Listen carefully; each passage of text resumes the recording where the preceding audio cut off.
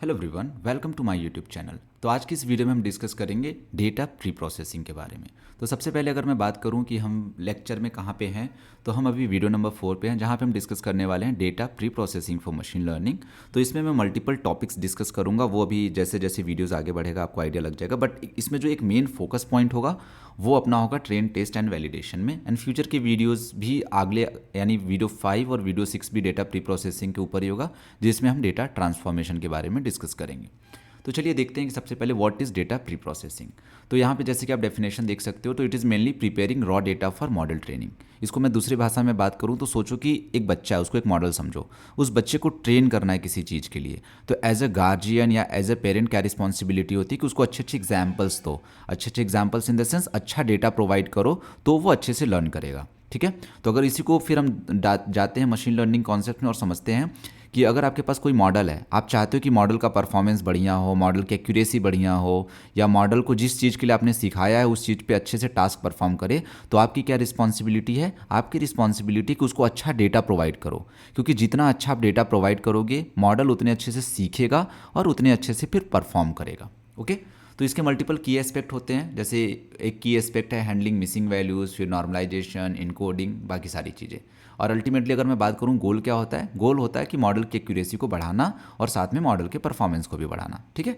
So I hope आपको अच्छे से आइडिया लग गया होगा कि what is data pre processing. बहुत ही सिंपल शब्दों में मैंने समझाया what is data pre processing. और आगे चलते अब देखते हैं कि डेटा प्री प्रोसेसिंग अगर हम करते हैं तो मल्टीपल स्टेप्स इन्वॉल्व होते हैं, राइट। जैसे एक हो गया डेटा क्लीनिंग, फिर डेटा ट्रांसफॉर्मेशन, फिर एक डेटा स्प्लिटिंग। तो डेटा क्लीनिंग में मेनली क्या होता है कि रिमूव डुप्लीकेट्स। अगर यार सेम चीज़ बार बार बार बार आ रहा है तो मॉडल कुछ नया चीज़ नहीं सीख रहा है ना।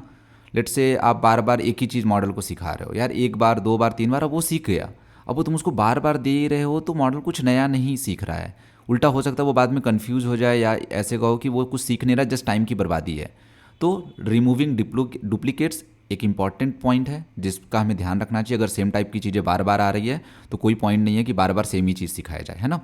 डिफरेंट चीज़ें, नई चीज़ें सिखाया जाए, that is important rather than same चीज़ को बार बार सिखाया जाए। एक है हैंडलिंग मिसिंग वैल्यूज़। सो कई बार आपको डेटा ऐसा मिलेगा जिसके अंदर कि कुछ कॉलम या कुछ रोज़ में डेटा ही नहीं है। ऐसी जगहों पे ऐसे जो मिसिंग वैल्यूज़ होते हैं वहाँ पे कुछ फिल किया जाता है, सो दैट जब आप हमारा मॉडल चीज़ें सीख रहा हो तो वहाँ पे ऐसा कुछ ना हो कि यार यहाँ पे तो कुछ डेटा ही नहीं है। तो इन शॉर्ट हम क्या कर रहे हैं, डेटा जो क्लीनिंग कर रहे हैं, इन शॉर्ट इसमें भी हम क्या कर रहे हैं, जहाँ पे डेटा नहीं है वहाँ पे हम डेटा फिल कर रहे हैं, या जहाँ पे डुप्लीकेट्स है वो डुप्लीकेट्स हटा रहे हैं। तो इन शॉर्ट हम डेटा की क्वालिटी को बेहतर कर रहे हैं। ठीक है।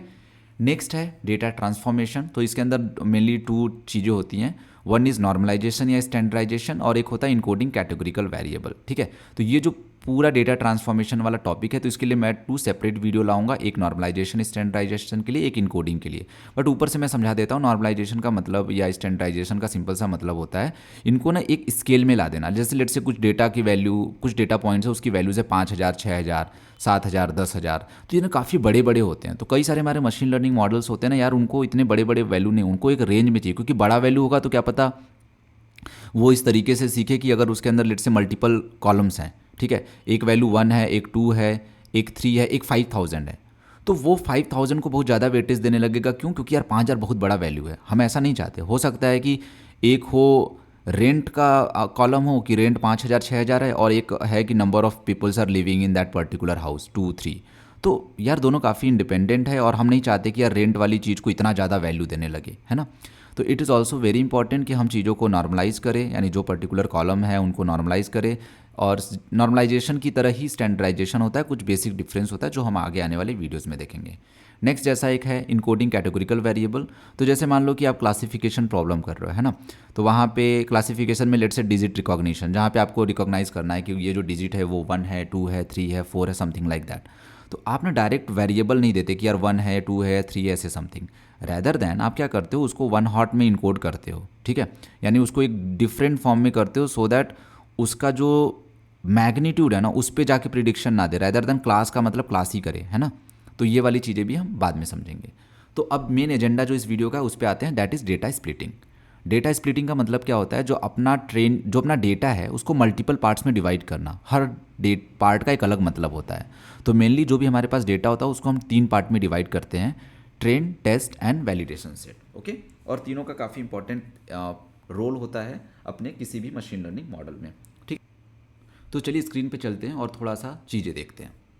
तो अगर मैं बात करूं डेटा के बारे में, तो मेनली हम क्या करते हैं, डेटा को 3 पार्ट में डिवाइड करते हैं। वन क्या होता है, ट्रेन होता है, another is validation data set, and last one is test data set. तो हर किसी का एक पर्पज़ होता है, और इस पूरे वीडियो का एजेंडा ये इसी चीज़ों को डिटेल में समझना कि क्या फ़ायदा होता है और क्यों ये यूज़ किया जाता है। ठीक है, तो इस पर अगेन वापस आएंगे, पहले कुछ जो बेसिक सी चीज़ें हैं उसको कवर कर लेते हैं। ठीक है, ओके। तो नेक्स्ट अब अगर डेटा क्लीनिंग वाली चीज़ें जो कि मैंने ऑलरेडी एक्सप्लेन कर दिया, तो इसको जस्ट कवर कर लेते हैं। तो मेनली डेटा क्लीनिंग का मतलब क्या होता है, removing noise and inconsistencies in the data. तो इसके क्या मल्टीपल टेक्निक्स होते हैं, जैसे मिसिंग वैल्यूज़ हैं, तो वहाँ पे कई बार ऐसे सिचुएशन आएंगे जहाँ पे हम उस कॉलम की जो मीन वैल्यू होगी उसके साथ रिप्लेस कर देंगे, या मीडियन वैल्यू के साथ, या मोड वैल्यू के साथ, या अगर बहुत ज़्यादा मिसिंग है तो कई बार हम क्या करते हैं, उस पूरे कॉलम को ही डिलीट कर देते हैं। ठीक है, या कई बार ऐसा होता है कि कुछ आउटलायर डेटा है, तो ऐसी चीज़ों को हम रिमूव कर देते हैं। यानी लेट से रेंट का एक कॉलम है, 5,000, 7,000, 10,000 ऐसे, और एक अचानक से कॉलम आ गया, एक वैल्यू आ गया 1 करोड़, तो उस वाले पूरे रो को ही डिलीट कर दो क्योंकि ये आउटलायर है। ठीक है, तो इस टाइप की चीज़ है। इसकी इंपॉर्टेंस क्या है, ये डेटा इंटीग्रिटी को इंश्योर करता है। ठीक है, next data transformation. Data transformation mainly क्या होता है, फीचर स्केलिंग और एक इनकोडिंग होता है, जो ये मैंने जैसे पहले की बताया कि हम इसको एक सेपरेट वीडियो में कवर करेंगे, जिसमें हम नॉर्मलाइजेशन, स्टैंडर्डाइजेशन, लेवल इनकोडिंग, वन हॉट इनकोडिंग, ये सारी चीज़ें डिस्कस करेंगे। और इसका मेनली गोल क्या होता है, it's goal is to convert data into suitable form for models. ठीक है, अब आते हैं अपने मेन चीज़ पे, डेटा स्प्लिटिंग। कि डेटा स्प्लिटिंग क्या होता है और क्यों होता है। ठीक है, तो डेटा स्प्लिटिंग का मेनली क्या मतलब होता है, जब हमारे पास लेट से कोई मॉडल बनाना है और अपने पास एक डेटा है, तो हम डेटा को मल्टीपल पार्ट में स्प्लिट करते हैं। एक होता है ट्रेन सेट, एक होता है वैलिडेशन सेट, और एक होता है test set. So train set का क्या मतलब होता है, ट्रेन सेट से मॉडल को ट्रेन करते हैं, तो उससे मॉडल सीखता है। ठीक है, मॉडल सीखता है कि कौन सी चीज़ क्या है, कौन सा वेट्स कितना है, या कौन सी चीज़ कैसी दिखती है। आप ऐसे इतने सिंपल शब्द में समझो, मॉडल्स का सीखने का मतलब है वो उसको कोई चीज़ मान लो प्रिडिक्ट करना है, लेट से क्लासिफिकेशन है, डिजिट रिकॉग्नाइज करना है, तो वो सीखेगा कि अच्छा 1 कैसा दिखता है, 2 कैसा दिखता है, 3 कैसा दिखता है, 4 कैसा दिखता है। तो वो हो गया ट्रेनिंग सेट। फिर एक वैलिडेशन सेट आता है। वैलिडेशन सेट का मतलब होता है कि हाइपर पैरामीटर ट्यूनिंग। ठीक है, तो हाइपर पैरामीटर ट्यूनिंग क्या होता है ना, जब भी आप मशीन लर्निंग मॉडल ये सब करोगे तो उसके अंदर कुछ चीज़ें होती हैं, है ना, कि डेप्थ ऑफ ट्री, जैसे लेट से आप डिसीजन ट्री बना रहे हो तो डेप्थ उसकी कितनी होगी, यानी कहाँ तक कुछ जाके उसको लर्न करना है। तो ये कुछ हाइपर पैरामीटर्स होते हैं। तो हाइपर पैरामीटर्स कुछ ऐसे समझो कि कुछ इस टाइप के पैरामीटर्स हैं जिनको हम लर्न नहीं करते, लेकिन ट्रेनिंग से पहले हम उसको एक बार सेट कर देते हैं। ठीक है, जैसे लेट से हमने बोला कि यार हम एक डिसीजन ट्री ट्रेन कर रहे हैं। ठीक है, उसकी डेप्थ 5 होनी चाहिए, तो एक बार 5 पे हमने टेस्ट किया, फिर हमने क्या किया, 6 पे एक बार ट्रेन किया, 7 पे ट्रेन किया। तो अब डिफरेंट डिफरेंट हाइपर पैरामीटर पे हम क्या कर रहे हैं, इसको देख रहे हैं कि हमारा मॉडल कैसा परफॉर्म कर रहा है। ठीक है, तो इस टाइप की चीज़ आप इसको इस तरीके से सोचो। अगर मैं एक एग्जांपल दूं, जैसे लेट से आपने नया नया स्पीकर लाया, ठीक है, और आपको जस्ट इस तरीके से देखना है कि यार कौन सा साउंड है जो एकदम कानों को एकदम अच्छा मधुर लगता है। तो आप क्या करोगे, पहले धीरे से एक वॉल्यूम रखोगे, उस पर सुनोगे थोड़ा गाना कि यार कैसा लग रहा है, फिर वॉल्यूम को थोड़ा तेज करोगे, फिर तेज करोगे, और डिफरेंट डिफरेंट साउंड लेवल्स पे आप जाके चेक करोगे कि यार कौन से आपके कान को सूट करता है, कौन सा आवाज़ आपके लिए मस्त है। तो अभी जो स्टार्टिंग में सेट करो, उसके बाद गाना सुन रहे हो ना, एक तरीके से तो आप ये क्या कर रहे हो, हाइपर पैरामीटर ट्यूनिंग कर रहे हो। ठीक है, आप इस तरीके से समझो। और टेस्ट सेट, तो जब आपका मॉडल बन गया तो आप मॉडल को इवैल्यूएट करोगे अल्टीमेटली, कि अच्छा डिप्लॉय करने से पहले हम देख लेते हैं कि मॉडल कितना अच्छा सा परफॉर्म कर रहा है, उसको हम कहते हैं टेस्ट सेट। ठीक है, और अगर टिपिकल स्प्लिटिंग की मैं बात करूं तो हम क्या करते हैं, यूजुअली 70 to 80% हम ट्रेन डेटा होता है। लेट से फॉर एग्जांपल अपने पास 100 डेटा पॉइंट्स हैं, तो 100 में 70 से 80 हम ट्रेन को देते हैं, 10 से 15 हम वैलिडेशन को देते हैं, और 10 से 15 हम टेस्ट डेटा सेट को देते हैं। ठीक है, तो ये मेनली पॉइंट है ट्रेन, टेस्ट और वैलिडेशन डेटा सेट हम किस तरीके से स्प्लिटिंग करते हैं। ठीक है, तो वैसे स्क्रीन पे चलने की ज़रूरत तो नहीं है, बट फिर भी जैसे मान लो कि मैं एक एग्जांपल देता हूँ। ठीक है, जैसे लेट से कि अपने पास एक मॉडल अपने को ट्रेन करना है। ठीक है, मॉडल, ठीक है, ये अपना एक मॉडल है, इसको ट्रेन करना है, इसको मान लो इमेज रिकॉग्नाइज करना है, और हमारे पास 100 फ़ोटोज़ हैं। ठीक है, 100 फ़ोटोज़ हैं, तो अब इस 100 फ़ोटोज़ में क्या करेगा, लेट से 70 फ़ोटोज़ को उसने ट्रेन बना लिया। ठीक है, 70 फ़ोटोज़ ट्रेन हो गया, 70 फ़ोटोज़ यानी ट्रेनिंग डेटा सेट के लिए, 15 फ़ोटो उसने वैलिडेशन के लिए लिया, और जो बचे 15 फ़ोटो हुए वो क्या किया, टेस्ट के लिए लिया। ठीक है, तो ये जो 70 फ़ोटोज़ है ना, ये पहले पे ये मॉडल को पास करेगा, और उसके बेसिस पे मॉडल लर्न करेगा कि अच्छा इमेज में क्या है वो रिकॉग्नाइज करना।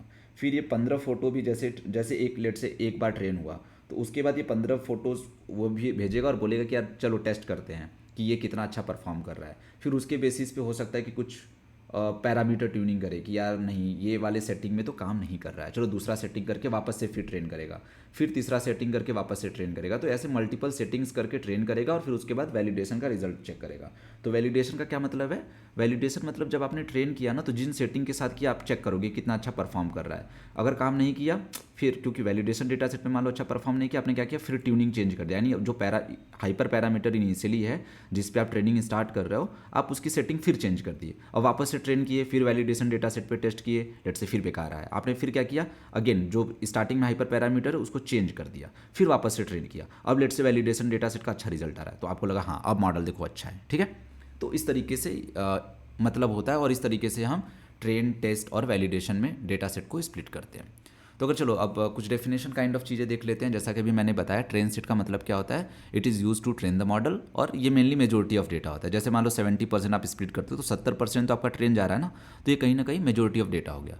वैलिडेशन सेट का मेनली क्या होता है, use to train hyper parameter. Simple सा क्या मतलब है, आपने एक बार ट्रेन किया, आपने वैलिडेशन डेटा सेट पे देखा रिजल्ट अच्छे नहीं आ रहे, आपने क्या किया, सेटिंग चेंज कर दी, फिर वापस से ट्रेन किया, फिर हाइपर वैलिडेशन डेटा सेट पे आपने टेस्ट किया, अच्छा आया तो ठीक है, नहीं तो फिर सेटिंग चेंज करके आप देखोगे। And it prevents overfitting. Overfitting का क्या मतलब होता है कि जब आपने मॉडल ट्रेन किया तो मस्त काम कर रहा है, एकदम बढ़िया रिजल्ट दे रहा है, लेकिन आप जब वैलिडेशन डेटा सेट या टेस्ट डेटा सेट पे जा रहे हो तो एकदम बकवास रिजल्ट आ रहा है, तो उसको कहते हैं ओवरफिटिंग, ठीक है। तो वैलिडेशन डेटा सेट ये इंश्योर करता है कि अगर ट्रेन अच्छा हुआ है तो वैलिडेशन डेटा सेट पे भी अच्छा रिजल्ट आना चाहिए, ठीक है। तो इसके लिए भी हम यूज़ करते हैं। टेस्ट डेटा सेट क्या होता है, फाइनल मॉडल हम डिप्लॉय करने से पहले हम टेस्ट वाले डेटा सेट पे अब हम टेस्ट करते हैं कि कितना अच्छा रिजल्ट दे रहा है। अगर अच्छा रिजल्ट है तो definitely go had with the production, अगर अच्छा रिजल्ट नहीं है तो अगेन उसको वापस से रीट्रेन करो, वैलिडेशन डेटा सेट पे और ध्यान दो और उस चीज़ों को फिक्स करो। और ये क्या इंश्योर करता है, ये इंश्योर करता है अनबायस्ड इवैल्यूएशन, ठीक है। ओके, एंड वही again why splitting data prevent overfitting, और मॉडल जनरलाइजेशन अच्छा करता है। मॉडल जनरलाइजेशन अच्छा करने का मतलब है ओवरफिटिंग कम करता है, ठीक है। और accurate evaluation of model performance, ठीक है। तो अगर मैं जैसे प्रैक्टिकल कुछ एग्जांपल्स की जस्ट ऐसे मैंने ऐड किया, जैसे लेट से आपके पास टाइटेनिक डेटा सेट है, तो आप सबसे पहले क्या करोगे, डेटा सेट को लोड करोगे, फिर डेटा क्लीनिंग वाला ऑपरेशन करोगे। अगर किसी फीचर को कुछ स्केल करना है, ऐसी कोई चीज़ें, तो आप ट्रांसफॉर्मेशन लगाओगे। ट्रांसफॉर्मेशन लगाने के बाद आप क्या करोगे, उसके बाद आप डेटा सेट को क्या करोगे, स्प्लिट करोगे ट्रेन, टेस्ट, वैलिडेशन में, और उसके बाद क्या करोगे, आप मॉडल ट्रेन करोगे और आप उसका परफॉर्मेंस देखोगे फाइनली। तो ये एक मतलब एक कि जो कहते हैं ना पाइपलाइन या प्रोसेस होता है मॉडल एंड टू एंड ले जाने का, तो कहीं ना कहीं उसके अंदर ये सारे स्टेप्स इन्वॉल्व होते हैं, ठीक है। एंड नेक्स्ट अगर समरी की मैं बात करूं तो डेटा प्री प्रोसेसिंग ऑब्वियसली एक बहुत ही क्रिटिकल स्टेप है मॉडल परफॉर्मेंस के लिए, क्योंकि डेटा प्री प्रोसेसिंग के बिना आप अच्छे से मॉडल को ट्रेन नहीं कर पाओगे, ठीक है। और की स्टेप जैसा कि मैंने बताया क्लीनिंग, ट्रांसफॉर्मेशन एंड स्प्लिटिंग है, और ये मेनली आपको क्या हेल्प करता है, ओवर फिटिंग बचाने में हेल्प करता है और अच्छा रिलायबल एक इवैल्यूएशन मैट्रिक्स देता है, ठीक है। सो अगर आई होप आपको ये वीडियो अच्छा लगा होगा। अगर आपको कोई भी डाउट है तो आप मुझे कमेंट सेक्शन में कमेंट कर सकते हो, या आप मुझे, ये मेरा ईमेल आईडी है anup.studyzone@gmail.com, आप इस पर मुझे अपने डाउट्स भेज सकते हो। आप चाहो तो मुझसे लिंक्डइन पे भी कनेक्ट हो सकते हो। Thank you for watching this video. Please don't forget to like and subscribe our YouTube channel.